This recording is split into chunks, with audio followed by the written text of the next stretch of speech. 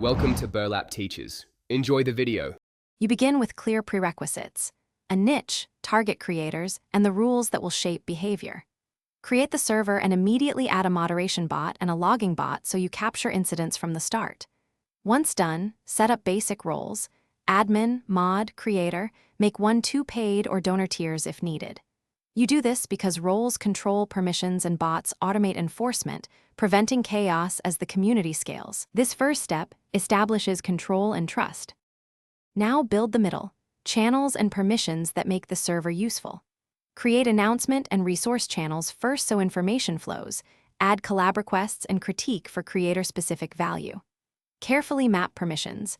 Restrict everyone from posting in announcements. Allow verified creators to post in collab requests.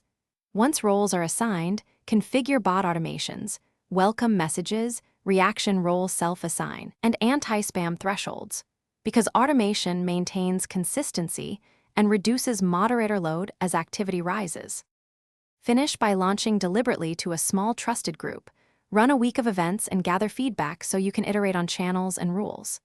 Scale with verification steps and an event calendar to keep engagement high. Make sure to document moderation decisions and backup role settings.